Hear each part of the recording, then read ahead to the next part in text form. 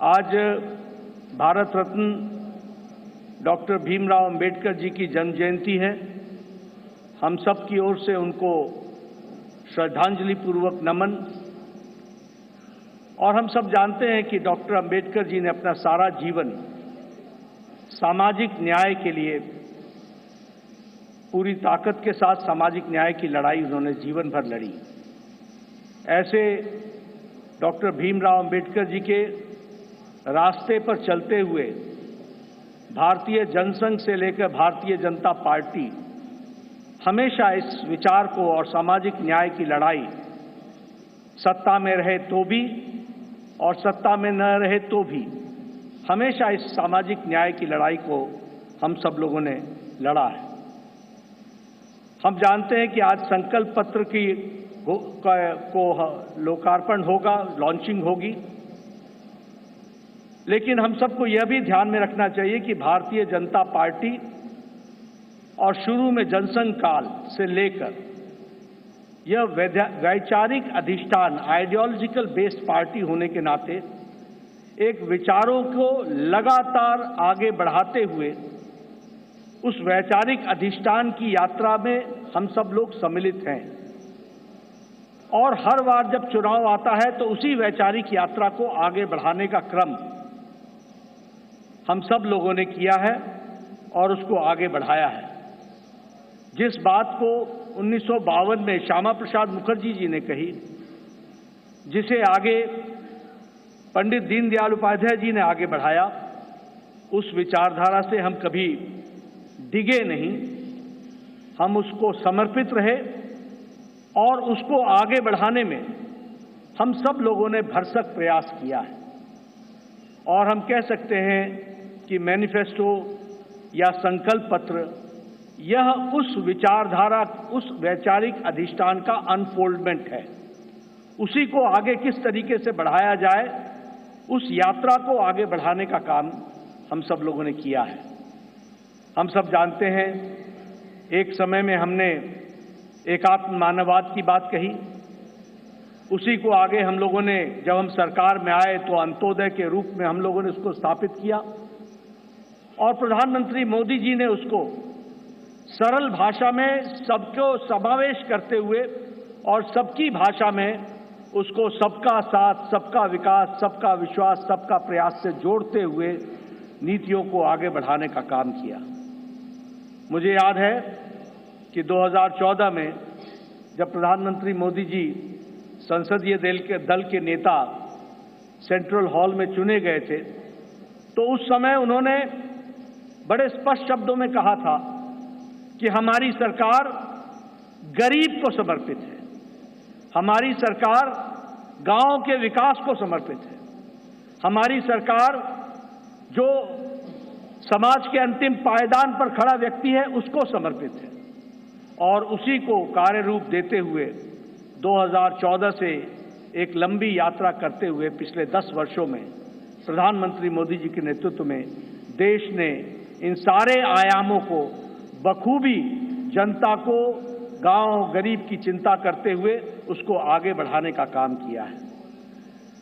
मित्रों, मैं यहां एक बात और भी कहना चाहता हूं कि जब देश की जनता क्लियर मैंडेट देती है तो नतीजे भी बड़ी स्पष्टता के साथ आते हैं। हम सब लोग जानते हैं कि 2014 में प्रधानमंत्री मोदी जी के नेतृत्व में हमारा वोट शेयर 31% पहुंचा, 282 सीटें हमने लोकसभा की जीती। और 2019 में प्रधानमंत्री मोदी जी के नेतृत्व में हमने अपना ही रिकॉर्ड तोड़ा और हमारा वोट शेयर 37.3% तक पहुंचा और हमारा वो सीट शेयर 303 सीटें हम लोगों ने लोकसभा में जीती। हम ये कह सकते हैं कि इस क्लियर मैंडेट को प्रधानमंत्री मोदी जी ने गांव के लिए, गरीब के लिए, वंचित के लिए, दलित के लिए, हमारी महिलाओं के लिए, हमारे युवाओं के लिए, हमारे किसान भाइयों के लिए और हमारे वंचित भाइयों के लिए उनको समर्पित किया।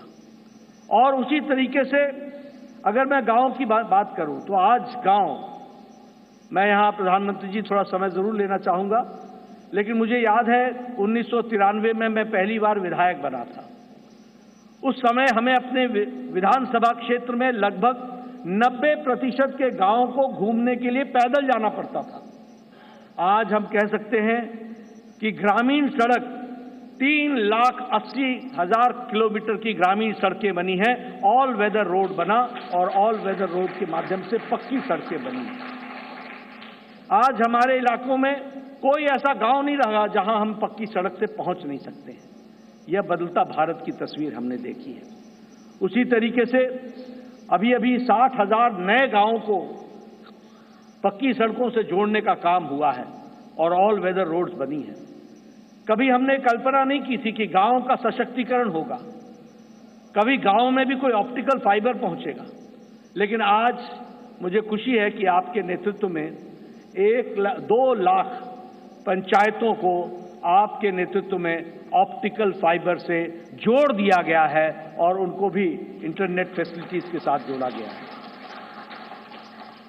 गरीब कल्याण की बात करें तो एक समय में यह असंभव सी बात लगती थी कि हम गरीब तक अन्न पहुंचा सकेंगे, लेकिन आपने त्रासदी में भी अवसर ढूंढ करके प्रधानमंत्री गरीब कल्याण अन्न योजना की स्कीम को आगे बढ़ाया।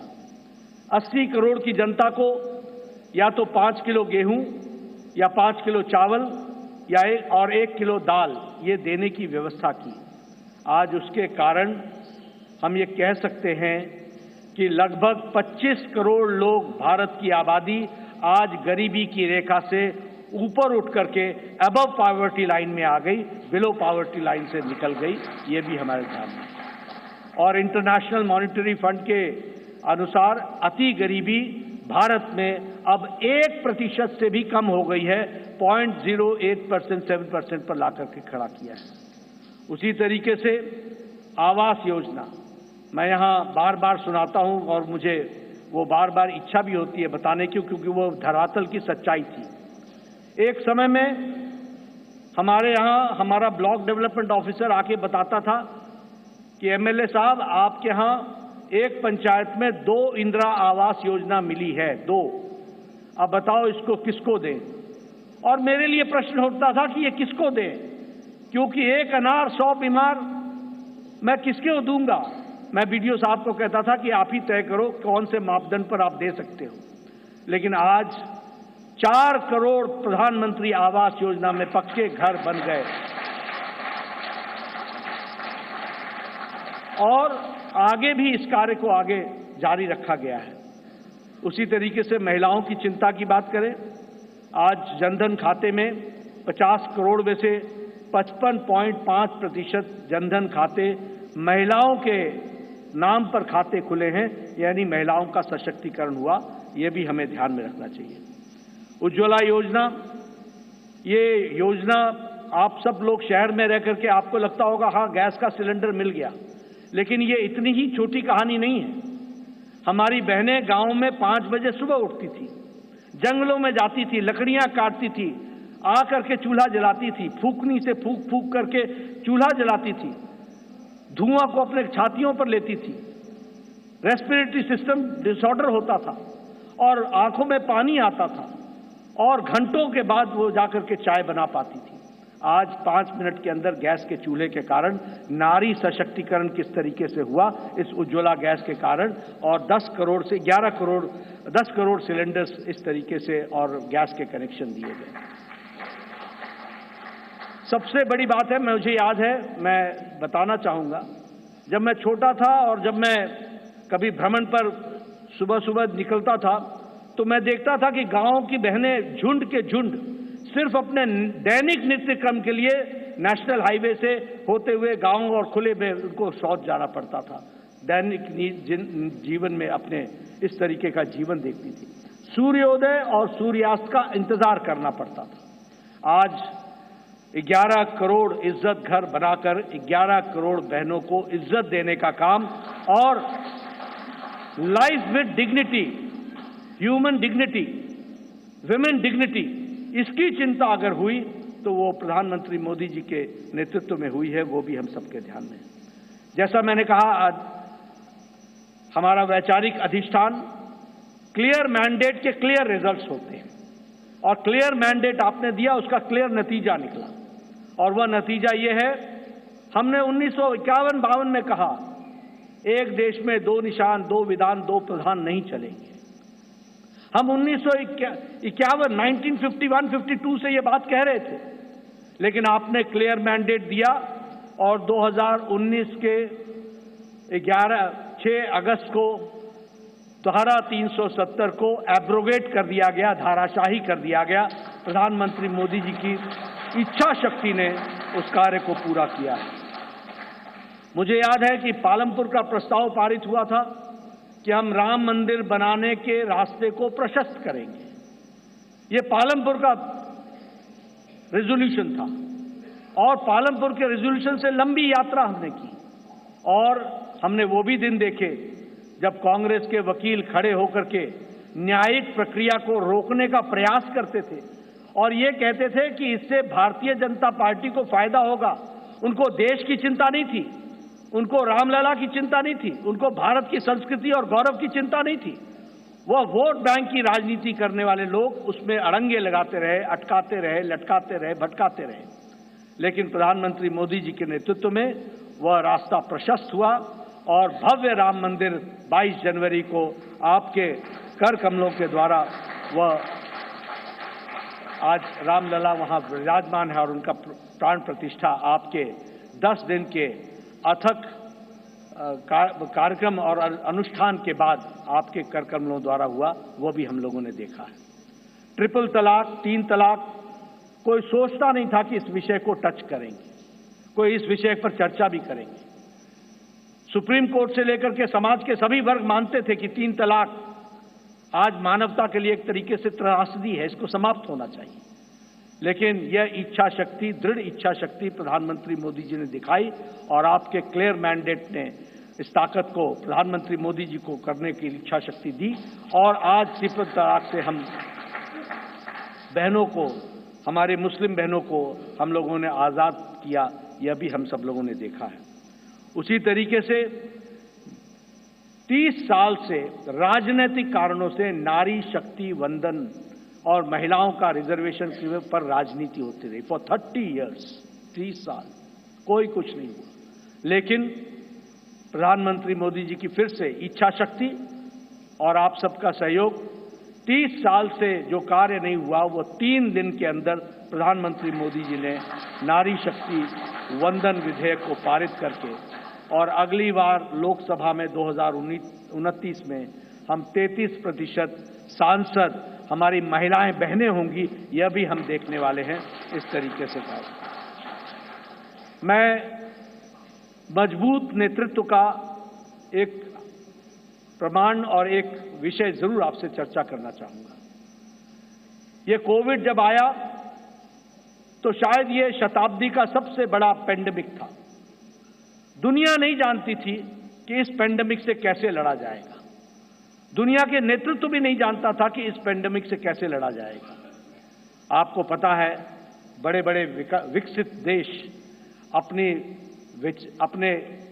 निर्णय प्रक्रिया में वह भी डमाडोल हो गए, वह भी लड़खड़ा गए, वह भी नहीं तय कर पाए कि मानवता जरूरी है या अर्थशास्त्र जरूरी है, आर्थिक विषय जरूरी है या मानवता जरूरी है, ह्यूमैनिटी जरूरी है या इकोनॉमी जरूरी है। और बहुत से देश, विकसित देश, लॉकडाउन लगाएं कि नहीं लगाएं, लगाएं कि नहीं लगाएं, इस बीच में वो पेंडुलम की तरह डोलते रहे। लेकिन प्रधानमंत्री मोदी जी का नेतृत्व, मजबूत इरादे, दूरदृष्टि, इस बात को ध्यान में रख करके उन प्रधानमंत्री जी ने कहा, जान है तो जहान है, और लॉकडाउन लगाया।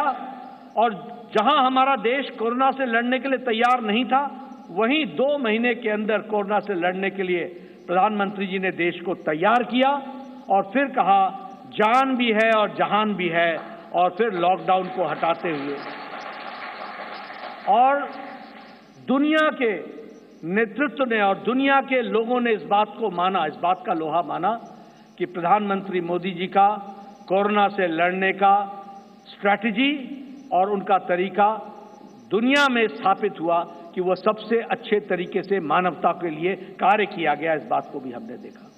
मैं बार बार इस बात का जिक्र करता हूं, हम तो हमेशा रिसीविंग एंड पे रहते थे। इस देश में ट्यूबरक्लोसिस की दवा 25 साल बाद आई, कोई दवा 28 साल बाद आई, टेटनस की दवा 30 साल बाद आई, जापानीज इंसेफ्लाइटिस की दवा यहां 100 साल बाद आई। लेकिन कोरोना, प्रधानमंत्री जी ने 20 अप्रैल 2020 को टास्क फोर्स बैठाया और 9 महीने के अंदर 2 वैक्सीन दी और 220 करोड़ डोज दे करके देश के लोगों को बचाने का भी काम किया और देश के साथ साथ दुनिया को भी वैक्सीन मैत्री में 100 देशों को भी हमने वैक्सीन पहुंचाई, ये भी हम लोगों ने देखा। और डबल डोज के बाद बूस्टर भी लगा, यह भी हमने देखा। मैं यहां यह भी बता देना चाहता हूं कि यह सबसे तीव्र गति से चलने वाला वैक्सीनेशन प्रोग्राम था। 220 करोड़ की जनता को डबल डोज लगाना, यह सबसे तीव्र गति और डिजिटली इसको सपोर्टेड प्रोग्राम रहा, यह भी हमने देखा।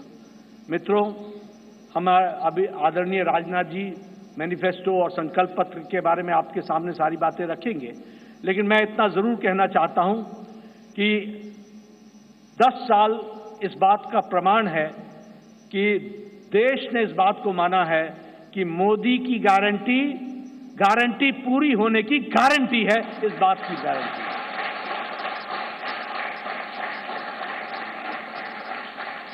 और यहां मैं स्वास्थ्य से जरूर जुड़ा हुआ विषय जरूर कहूंगा।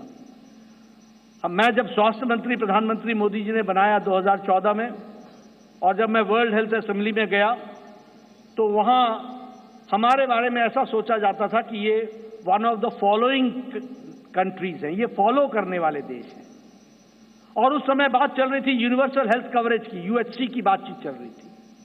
हमने भी नहीं सोचा था कि हम यूएचसी में कभी कुछ कर सकेंगे, लेकिन मोदी जी ने आयुष्मान भारत, ये सबसे बड़ा हेल्थ कवरेज प्रोग्राम, 50 से 55 करोड़ लोगों को 5 लाख रुपए का हेल्थ कवर गंभीर बीमारियों से लड़ने का, और आज वो सबसे बड़ा हेल्थ कवर प्रोग्राम बन गया दुनिया का, वह भी हमने देखा।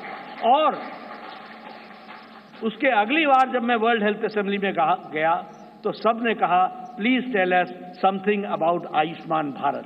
तो ये एक हमने दुनिया के चित्र पर भी देखा कि कैसे भारत को आगे बढ़ाया गया, बढ़ा है मोदी जी के नेतृत्व में।